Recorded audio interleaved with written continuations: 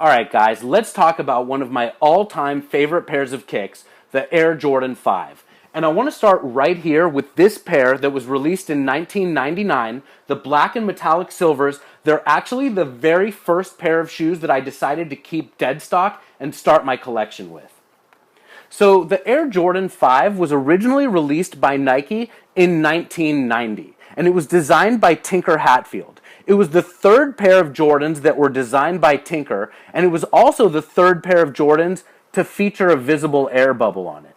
The inspiration behind these shoes was World War II Mustang fighter jets.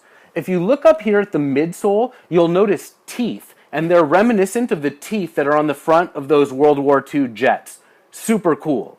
And check out the upper on this shoe. You'll notice right away that the tongue is made out of 3M metallic silver. And the Jordan 5 was the first pair of Jordans to feature this 3M silver. I remember in 1990 when this came out, thinking they were so cool and so futuristic. You'll also notice underneath the 3M silver part, this lace lock.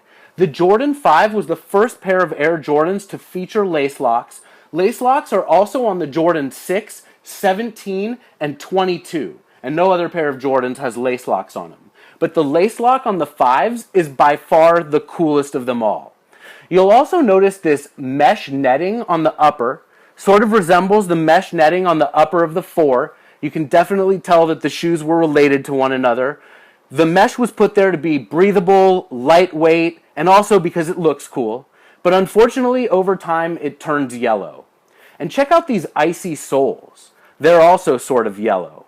But the Jordan 5 was the first pair of Air Jordans to feature icy soles. And icy soles are also on 6s, 11s, a lot of the later models, but it all started here with the Air Jordan 5.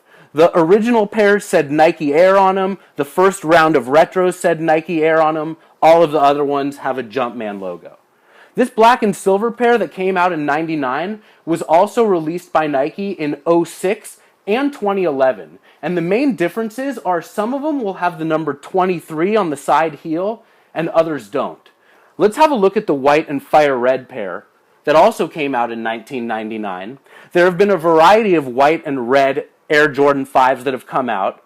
One was released in '06, one was released in '08, we had one in 2013, we've got another one in 2013. And the main differences between all of these are also that some will have a number 23 on the heel and others don't. And also they'll invert the red with the black with the 3M. This colorway was the pair that Michael wore when he scored his career high 69 points against the Cleveland Cavaliers.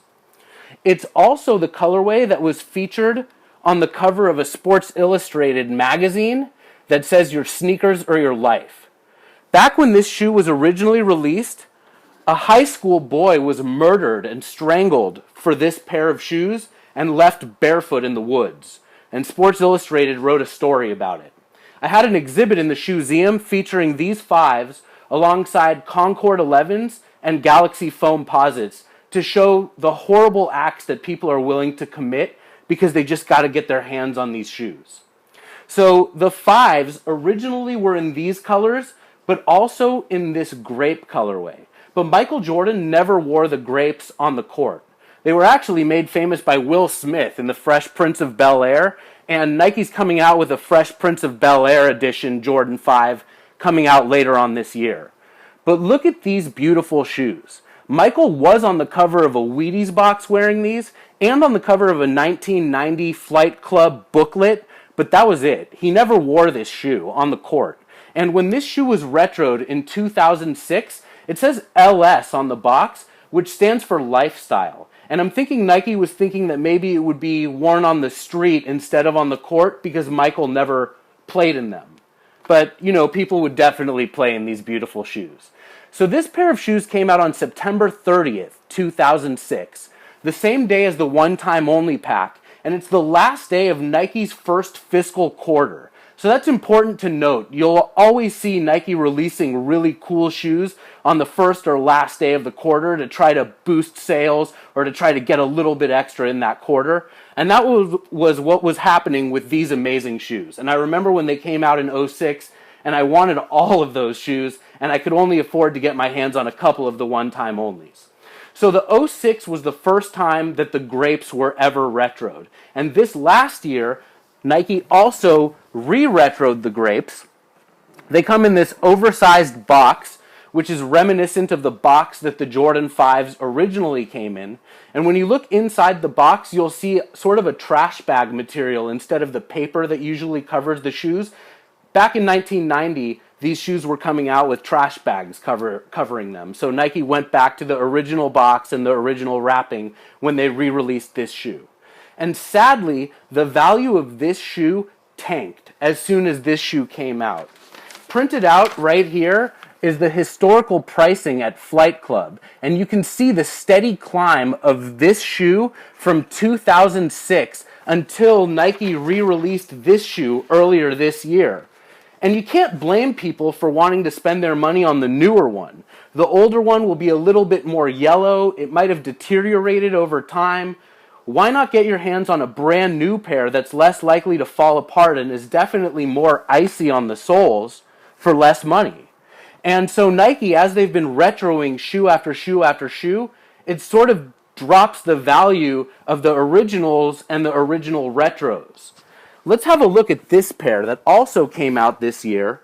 These are known as the Black Grapes, and it was one of the most sought-after Air Jordan releases of the year. They are beautiful, and let's compare them with the original Grapes. So Nike never released the Black Grape colorway until this year. Beautiful suede upper. Talk about a shoe smelling like chemicals. I can smell them even while I'm holding them out to here. But these shoes are also reminiscent of the Aqua 8s, sort of a similar colorway, except on the 5s. And you gotta love this pair of shoes.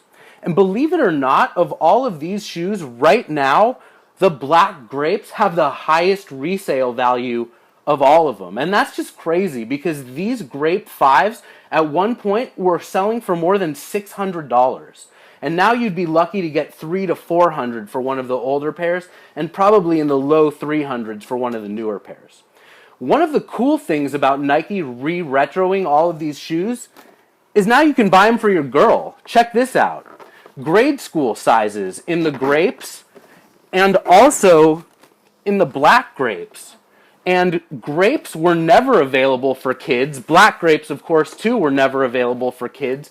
And now it's just pretty cool that all of these amazing shoes are available for people to rebuy as gifts, and everyone can wear them again. And so even though it sort of drops the value of the older ones, there certainly are perks to them retroing and re-retroing all of these popular shoes.